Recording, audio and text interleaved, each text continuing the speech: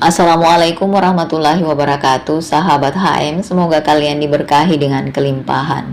Terima kasih sudah setia di channel ini. Mimin harap kisahnya bisa menjadi pembelajaran dan kita jadikan saripatinya sebagai jalan menuju kebaikan. Kisah kali ini berjudul Buah dari Sabar. Adira Az-Zahra keterangan lulus. Begitulah pengumuman penerimaan sebagai guru di salah satu sekolah negeri di Tanjung Karang. Rara langsung sujud syukur melihat namanya tersemat di kertas pengumuman. Bagaimana tidak, ini sudah kesekian kalinya ia mengikuti tes, namun selalu gagal dan gagal lagi.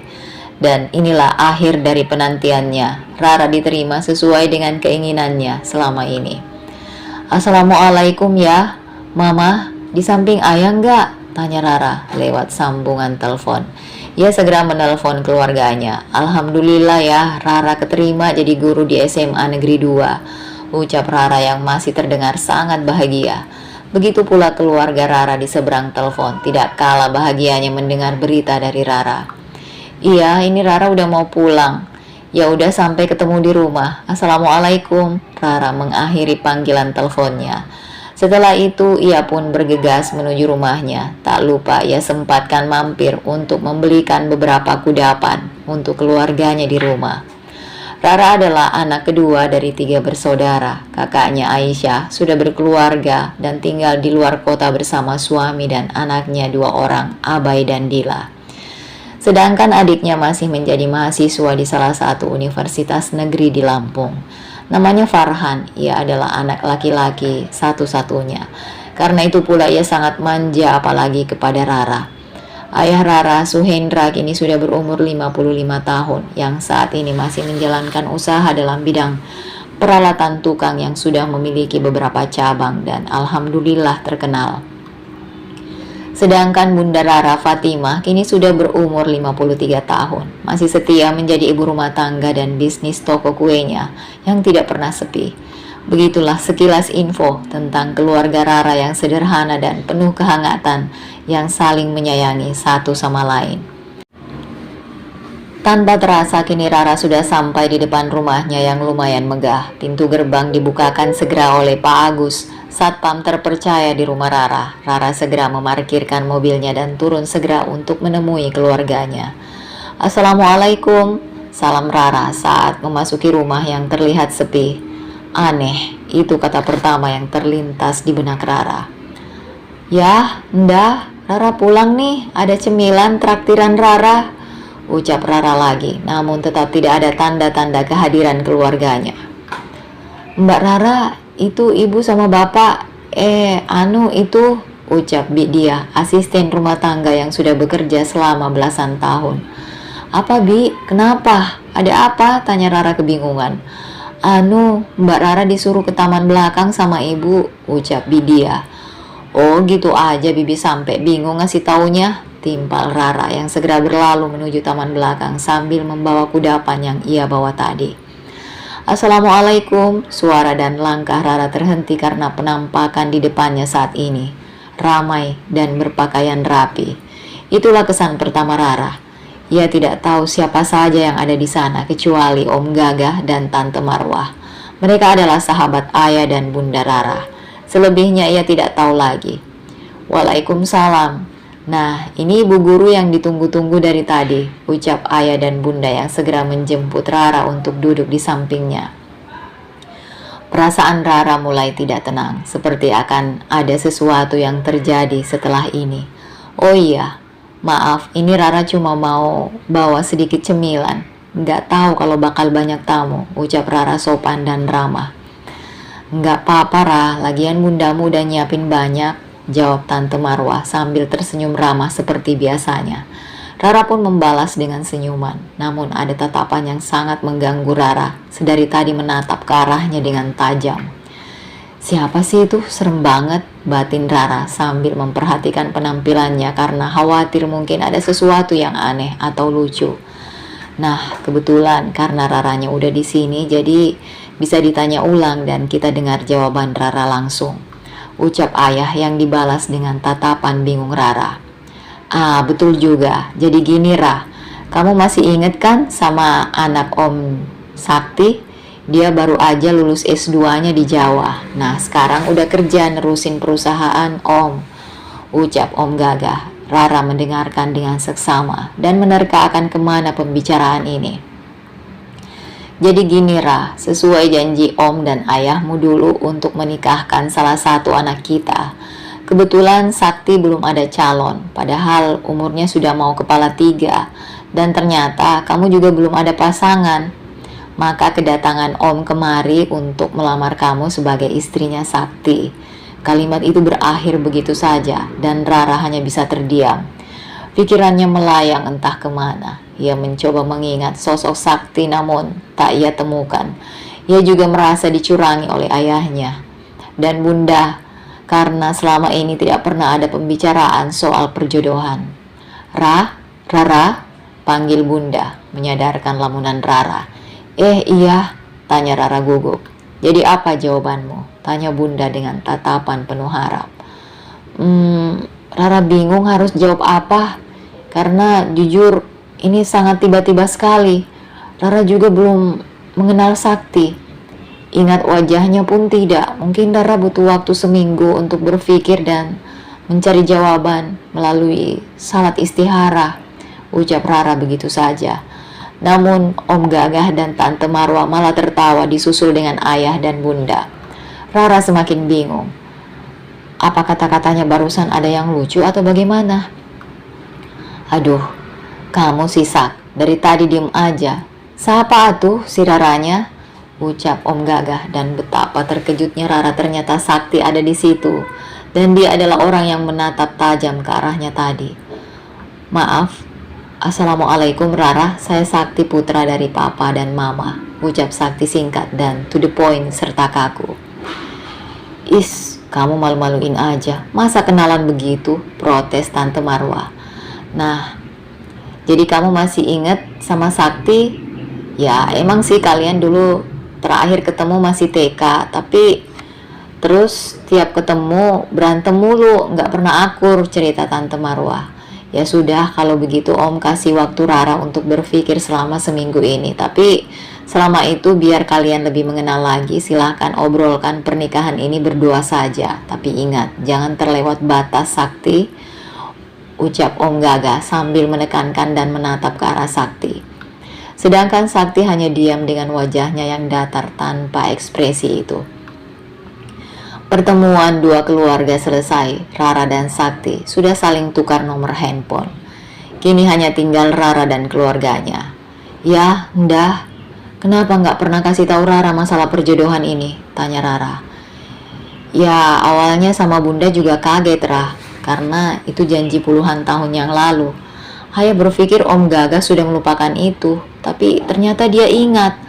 Ayah nggak mungkin nolak dong, keluarga mereka keluarga baik-baik. Jelas ayah walau Rara kurang puas. Pembicaraan malam itu berakhir. Kini Rara sudah berada di kamarnya. Ia berpikir dan mencoba meyakinkan hatinya, namun semakin dia berusaha semakin tidak bisa menerima. Akhirnya ia memutuskan untuk salat istihara. Keesokan harinya Rara bersiap untuk bekerja di hari pertamanya. Dia sangat bersemangat dan bahagia. Walau dia tidak tahu akan menghadapi murid yang seperti apa nantinya, namun dia tetap mencoba ikhlas dan sabar saat menghadapi muridnya nanti. Iya, Ndah, Rara berangkat dulu ya. Assalamualaikum, pamit Rara seraya mencium punggung tangan kedua orang tuanya. Tiba-tiba terdengar suara Farhan dari lantai atas dan suara langkah kakinya yang terdengar sedikit berlari. Mbak, tunggu. Farhan nebeng ya? Tanya Farhan yang sudah berada di samping Rara. Emang motor kamu kenapa? Tanya Rara menyelidik adik laki-lakinya itu. Males bawa, lagi pusing mikirin skripsi. Jawab Farhan begitu saja, walau bukan itu alasan utamanya. Dia hanya ingin mengobrol dengan mbaknya tentang perjodohan Rara dengan Sakti. Ya udah buruan, ntar mbak yang telat, ucap Rara yang berlalu meninggalkan adiknya yang sedang berpamitan dengan kedua orang tua mereka. Kini mereka sudah memecah jalanan yang masih belum macet. Mbak setuju gitu aja mau dijodohin sama ayah? Tanya Farhan setelah keheningan yang cukup lama. Ya enggak lah, mbak minta waktu seminggu, Mbak mau istihara dulu, berpikir dengan matang, jawab Rara dengan santai. Terus itu masnya, siapa sih namanya? Lupa. Ada ngehubungin Mbak? Tanya Farhan lagi. Ih, kepo deh anak kecil, ledek Rara. Mbak, aku udah semester akhir masih dibilang anak kecil, serius, aku tanya, ucap Farhan sedikit kesal. Belum, mungkin dia lupa atau sibuk, jawab Rara jujur. Dia juga sudah menantikan pesan dari Sakti. Bukan pesan yang bagaimana, tapi sekedar menanyakan sesuatu tentang dirinya atau bisa bertukar informasi tentang diri masing-masing. Tetapi sampai saat ini pesan itu belum diterima oleh Rara. Di sisi lain, di tempat Sakti berada, ia sedang sibuk memimpin rapat. Walau beberapa kali HP-nya bergetar tanda beberapa pesan masuk, ia sudah tahu itu dari siapa. Tentu dari mamanya yang mengingatkan Sakti untuk menghubungi Rara. Setelah selesai memimpin rapat, Sakti menyenderkan tubuhnya di kursi kerjanya sambil memijit pelipisnya. Lalu ia teringat HP-nya yang bergetar sejak lama. Beberapa pesan masuk memang dari mamanya dan beberapa rekan kerjanya. Pesan, Mama, Sakti, buruan kenalan sama Rara. Mama nggak akan nyesel deh kenalan sama dia. Mama saranin agar ajak dia makan di mana gitu. Jangan kebawa masa permusuhan kalian semasa kecil dulu. Sakti, maaf ya, kami harus menempuh jalan perjodohan ini bukan hanya janji yang kami tepati, tapi karena kami ingin kamu mendapatkan istri yang baik. Walaupun tidak ada janji itu, kami akan tetap menjodohkan kalian. Setelah membaca pesan dari mamanya, Sakti segera mencari nama Rara di HP-nya. Tanpa menimbang-nimbang, ia pun segera mengirim pesan, mengajak untuk bertemu nanti malam di salah satu restoran. Sakti bukan tidak suka akan perjodohannya ini, tapi memang entah kenapa, sampai detik ini rasa tidak suka kepada Rara masih ada, walaupun Sakti tidak tahu mengapa. Bahkan dulu setiap bertemu mereka akan saling beradu dan tidak ada yang mau kalah sama sekali sampai masing-masing orang tua mereka yang memisahkan. Sakti juga merasa dirinya belum siap untuk membina sebuah keluarga. Ia berpikir akan membuat banyak beban dan keribetan-keribetan lainnya. Walaupun orang tua Sakti selalu memperlihatkan keharmonisan mereka, tetapi pemikiran itu timbul sendiri pada diri Sakti. Mungkin karena Sakti adalah anak pertama yang memiliki dua orang adik perempuan bernama Zahra dan Almira, dan mereka selalu saja mengganggu hidup Sakti. Walau itu normal sebagai saudara, namun ternyata itu membuat Sakti akhirnya jenuh harus menghadapi perempuan. Di tempat lainnya, Rara sudah sampai di tempat kerjanya. Ia disambut ramah oleh guru-guru lainnya yang terlihat beberapa lebih tua dan ada juga yang seumuran dengan dirinya. Selamat datang Ibu Adira. Semoga ilmu yang akan diberikan nanti akan bermanfaat dan teringat oleh murid-murid kita. Semoga juga Ibu Adira diberikan kesabaran untuk menghadapi beberapa sikap murid-murid di sini, ucap kepala sekolah. Iya Pak, terima kasih. Guru-guru semua terima kasih atas sambutannya yang ramah tamah. Semoga kita bisa bekerja sama dengan baik untuk mengajar murid-murid di sini, balas Adira. Adira di sini akan menjadi guru konseling dan bahasa Indonesia sekaligus karena guru konseling yang sebelumnya sedang cuti hamil dan melahirkan. Kemudian Adira ditemani dengan Bu Intan, guru fisika yang terlihat seumuran dengan dirinya untuk berkeliling sekolah.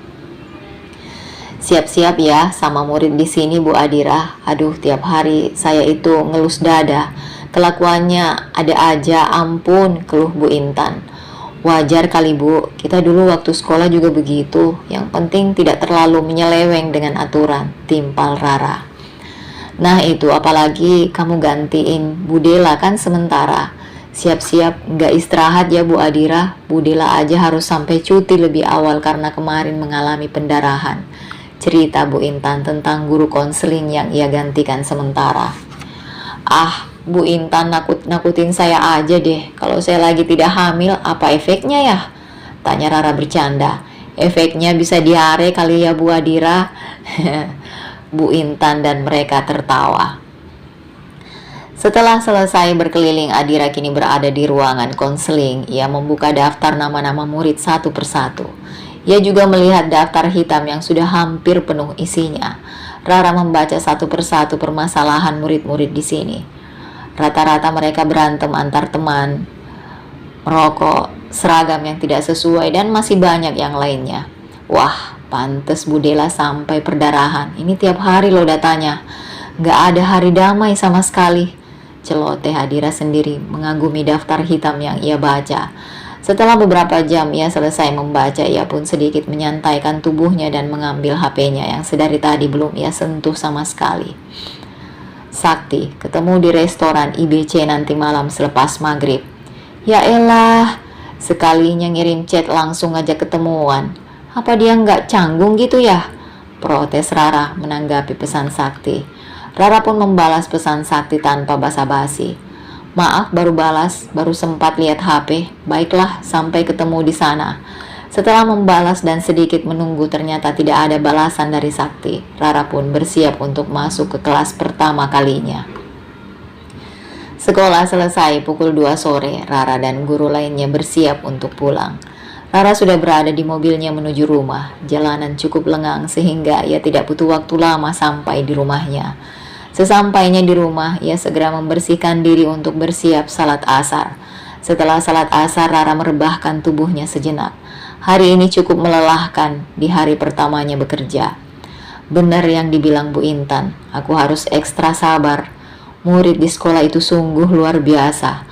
Perbedaannya cukup jauh dari zamanku sekolah dulu. Celoteh Rara sendiri sambil membayangkan beberapa kejadian di ruang kelas dan ruang kerjanya. Tanpa sadar Rara pun tertidur. Cukup lama ia tertidur, hingga dia terbangun. Sudah azan maghrib. Astagfirullah, udah maghrib. Ini karena capek banget, ucap Rara seraya masuk ke dalam kamar mandinya untuk mengambil air wudhu. Setelah itu ia segera melaksanakan salat maghrib. Rara segera bersiap untuk menemui Sakti. Ia menggunakan gamis berwarna toska dengan jilbab senada. Tak lupa Rara menyematkan riasan natural seperti biasanya. Loh, anak bunda cantik begitu mau kemana? Tumben, tanya bunda yang ternyata berada di ruang keluarga. Astagfirullah bunda, ngagetin aja deh. Rara kira bunda udah istirahat di kamar, ucap Rara. Bunda baru aja sampai rumah terus lagi nunggu ayah pulang. Kamu mau kemana? Tanya bunda lagi, mengulang pertanyaannya yang belum terjawab. Rara mau ketemu Sakti, ada yang ingin disampaikan katanya, jawab Rara sejujurnya. Alhamdulillah. Bunda kira Sakti menyerah gitu aja ngadepin kamu. Ya udah, bunda titip salam ya. Hati-hati Ra, ucap bunda. Rara sudah melajukan mobilnya menuju restoran yang Sakti tuju untuk pertemuan mereka. Selama perjalanan Rara mempersiapkan segala sesuatu yang bisa saja terjadi tanpa ia bisa duga. Namun ia belum menyiapkan jawaban untuk setuju menikah dengan Sakti atau tidak. Karena sampai detik ini hatinya belum yakin dan belum muncul tanda-tanda hasil salat istiharanya. Kini Rara sudah sampai di restoran yang ternyata Sakti sudah menunggu di sana dengan tab di tangannya. Ia mengetikkan sesuatu yang sepertinya pekerjaannya. Assalamualaikum, sapa Rara setelah sampai di meja tempat Sakti duduk. Waalaikumsalam. Macet ya, sampai saya nunggu setengah jam, ucap sinis Sakti tanpa melihat ke arah Rara. Rara yang mendengar itu terkejut. Apa iya Sakti sudah menunggu selama itu? Ia jadi merasa bersalah. Maaf, tadi saya... Belum selesai Rara memberikan alasan, Sakti segera menyela sambil meletakkan tabnya di atas meja. Saya tidak perlu tahu alasan kamu, kita langsung saja. Jadi saya mengajak kamu bertemu bukan karena saya siap dengan pernikahan itu. Salah satu alasannya karena saya disuruh mama untuk menemui kamu, ucap Sakti terdengar sangat tegas. Rara hanya mendengarkan dengan seksama, sambil sesekali memainkan ujung jilbabnya. Sebenarnya saya belum siap untuk menikah, saya masih mau bekerja. Bekerja saja saya sudah pusing, apalagi saya harus menikah, ditambah lagi sama kamu. Jujur, saya masih tidak suka dengan kamu dari dulu sampai sekarang, walau ini pertemuan pertama setelah kita dewasa, tutur Sakti tanpa basa-basi. Rara agak sedikit tersentak karena ketidaksukaan Sakti di masa kecil dulu terhadap dirinya masih bertahan hingga saat ini. Sebenarnya ada apa di antara mereka dulu? Apa Rara pernah melakukan sebuah kesalahan terhadap Sakti? Rara masih belum mengingat kenangan itu. Saya mau menolak, tapi karena saya adalah anak sulung yang pengharapan orang tua saya dibebankan kepada saya, maka saya menerima itu. Terserah kalau kamu mau menolak, saya sangat senang hati. Mau menerima pun silahkan, tapi saya ingatkan, jangan berharap lebih pada saya. Mungkin kita bisa bersandiwara di depan orang tua bahkan keluarga masing-masing. Selebihnya, saya kamu ya kamu, bagaimana? Tanya Sakti setelah penuturannya yang panjang. Rara menghela nafas panjang. Rara tidak pernah menyangka lamaran pertamanya oleh seorang laki-laki ternyata tidak sesuit seperti drama yang suka ia tonton. Bahkan lamarannya jauh dari kata-kata manis. Justru kata-kata yang sedikit menyakitkan, walau sebenarnya Rara tidak terlalu memasukkannya ke hati. Namun bukan berarti Rara menerima begitu saja kalimat-kalimat yang dilontarkan oleh Sakti. Ia masih punya hak untuk berbicara. Maaf sebelumnya, Mas Sakti, begitu saja saya panggil ya.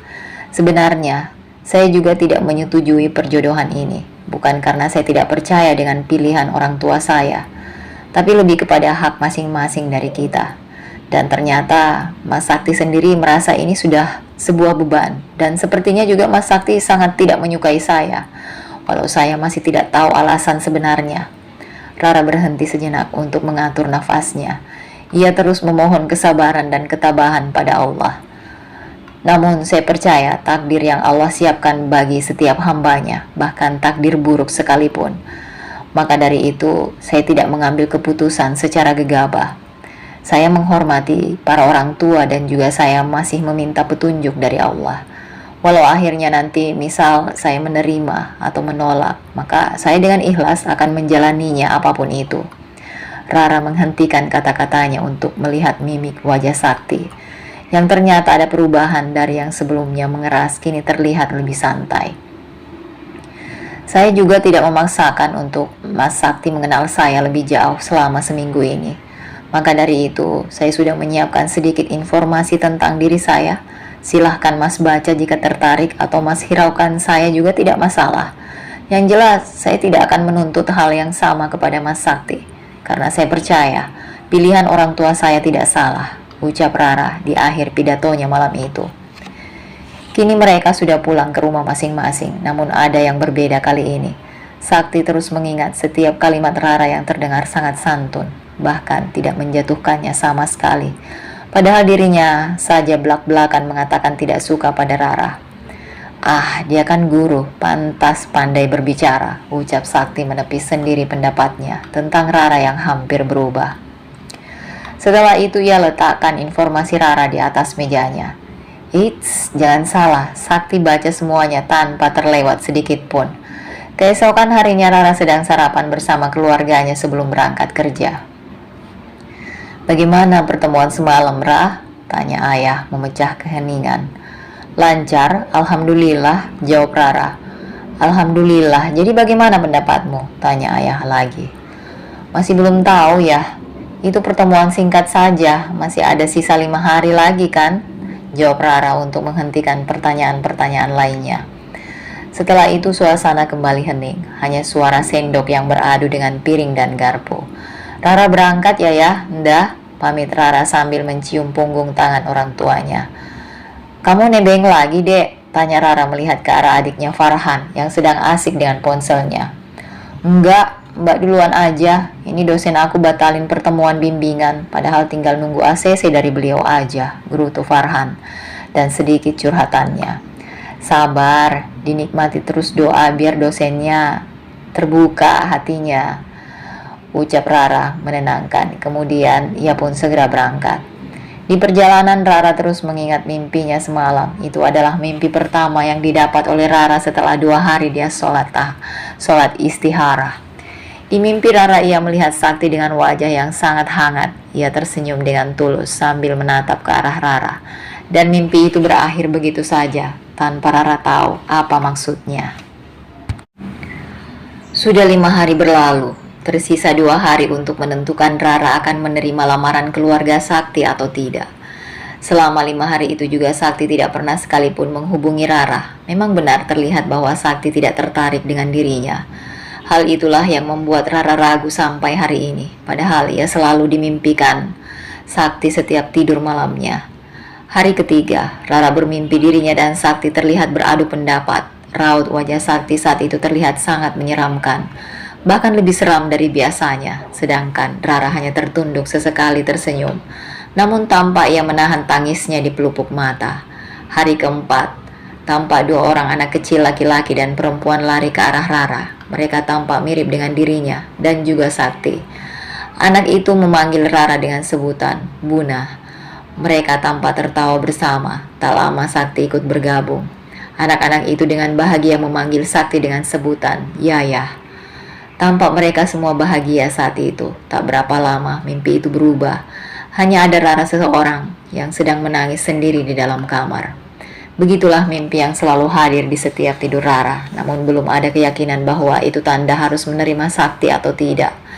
Rara hanya meyakini itu hanya bunga tidur saja. Karena selama itu orang tuanya lebih intens menanyakan soal Sakti dan jawaban Rara. Jadi mungkin akhirnya tanpa sadar terbawa ke dalam mimpi. Tanpa sadar Rara sudah sampai di sekolah. Ia menghembuskan nafas sedikit panjang. Ia berharap hari ini tidak ada yang memberatkan dirinya. Setelah diyakini dia siap, ia pun segera turun dari mobilnya. Rara berjalan di koridor. Nampak beberapa murid yang menyapanya dengan sopan. Ternyata perlakuan Rara selama ini diterima baik oleh siswa-siswi di sini. Mereka sangat menghormati Rara. Bahkan ada beberapa murid yang sering mengadakan sesi curhat dadakan.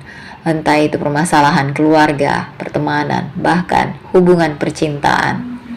Bu Adira, panggil seseorang yang ternyata adalah Bu Intan, yang kini Bu Intan sudah seperti sahabat bagi Rara. Assalamualaikum Bu Intan yang cantik, sapa Rara balik. Waalaikumsalam, lupa harus salam dulu. Kamu kenapa tidak pernah cerita kalau sudah mau menikah? Tanya Bu Intan, sontak membuat Rara terkejut. Menikah? Bahkan dia belum menentukan, makanya dia tidak bercerita. Tapi kenapa Bu Intan malah mengatakan seolah-olah Rara pasti akan menikah? Belum menentukan Bu, tapi itu gosip dari mana? Tanya Rara. Lah, itu calon suami kamu sendiri yang cerita. Tujuan aku ketemu kamu kan karena mau ngasih tahu calonmu menunggu di ruanganmu, ucap Bu Intan. Sontak Rara membelalakkan mata. Baik, saya permisi ya Bu Intan, terima kasih, ucap Rara. Setelah itu ia melangkahkan kakinya secepat mungkin untuk sampai di ruangan. Aduh, sebegitu rindukah sampai lupa salam? Protes Bu Intan yang masih berdiri di tempatnya sambil tersenyum menggoda. Rara sudah berada di depan ruangannya. Ia sedikit merapikan bajunya dan menarik nafas panjang sebelum membuka pintu. Ada perlu apa dia kemari? Tidak memberi kabar, bercerita seenaknya. Manusia aneh, gerutu Rara sambil membuka pintunya. Assalamualaikum, salam Rara sambil melihat ke arah Sakti yang ternyata tengah tertidur. Entah benar tertidur atau hanya memejamkan mata. Assalamualaikum Mas Sakti, sapa Rara lagi sedikit mengeraskan suaranya kali ini. Tidak usah berteriak, saya tidak tuli, ucap Sakti sambil membenarkan posisinya. Oh, maaf, saya pikir Mas Sakti tengah tertidur, jawab Rara. Kalaupun saya tidur, apa benar cara membangunkannya? Protes ketus Sakti. Lalu saya harus bagaimana? Tanya Rara tak kalah ketus. Sudah berani mengeluarkan jati diri rupanya, ucap Sakti sambil melirik ke arah Rara. Astagfirullahaladzim, ini manusia maunya apa? Sabar Rara, sabar, ucap batin Rara. Baiklah, ada perlu apa Mas datang kemari? Tanya Rara. Saya mau membahas pernikahan. Tanpa menunggu jawabanmu, saya memutuskan untuk kita menikah saja, ucap Sakti membuat Rara terkejut. Kenapa begitu? Tanya Rara. Ayah saya sakit. Dia baru saja divonis kanker stadium akhir. Maka itu dia memohon pada saya untuk segera menikahimu. Ya, walaupun saya tahu itu melangkahi hakmu menjawab. Jelas Sakti tampak sedikit murung saat mengatakan kondisi ayahnya. Innalillahi wa inna ilaihi roji'un. Semoga Om Gagah diberikan ketabahan dan keikhlasan mendapat ujian dari Allah, ucap Rara Ibah. Amin. Sakti menimpali doa Rara. Mereka terdiam sejenak. Rara dengan pikirannya sendiri, begitu juga dengan Sakti. Begini Mas, bilang sama Om Gagah dan Tante Marwah. Kita ketemu besok di restoran tempat kita kemarin. Saya akan menentukan jawaban saya saat itu, ucap Rara setelah berpikir dalam diamnya. Baiklah, terima kasih. Maaf, jadinya sedikit memaksa. Kalaupun kamu tidak mau menerima, tidak apa-apa. Sayang yang akan minta maaf ke ayah. Kalau begitu saya permisi, ucap Sakti sambil berdiri hendak meninggalkan ruangan Rara. Tapi Mas sudah menyebarkan bahwa Mas calon suami saya di sini, ucap Rara sebelum Sakti keluar dari ruangannya. Selepas kepergian Sakti, Rara berpikir dengan serius sampai tidak sadar akan kehadiran Radit, ketua kelas 11B. Tujuannya untuk menjemput Rara yang ternyata sudah telat masuk kelas. Bu Adira, Bu, Assalamualaikum, panggil Radit, entah yang keberapa kalinya. Astagfirullah Radit, kenapa tiba-tiba muncul di sini? Enggak ucap salam, enggak ketuk pintu. Oceh Rara yang baru menyadari kehadiran Radit karena tubuhnya yang sedikit diguncang Radit. Oh iya, saat itu Rara berpikir sambil memejamkan mata. Saya udah bolak-balik Bu manggil, ngetuk meja. Ibu tetap aja tidur. Saya mau jemput, Bu Adira udah telat setengah jam, ucap Radit. Rara pun segera bangkit karena terkejut. Ya Allah, maaf ya. Ya sudah, ayo kita ke kelas. Nanti ibu kasih tugas saja ya. Sudah tidak terkejar waktunya kalau harus mengisi materi, ucap Rara kepada Radit sambil berjalan menuju kelas. Sekarang jam istirahat, semua murid dan beberapa guru juga pergi ke kantin untuk mengisi perut, termasuk Rara dan tentunya Bu Intan. Gimana tadi ketemu sama calon? Tanya Bu Intan dengan nada meledek. Ya begitulah, ucap Rara. Sebenarnya aku belum pasti juga menerima lamaran dia. Harusnya aku dikasih waktu seminggu. Ini sudah hari kelima, tapi aku masih belum yakin, jelas Rara. Kamu sudah sholat istihara? Tanya Bu Intan dan dijawab dengan anggukan kepala oleh Rara. Lalu sudah dapat petunjuknya? Tanya Bu Intan lagi. Sudah, tapi aku belum yakin itu petunjuk karena berbeda suasananya. Kadang aku dilihatkan bahagia, kadang aku dilihatkan sedang bersedih, bahkan sangat sedih, ucap Rara sambil mengingat kilasan mimpinya.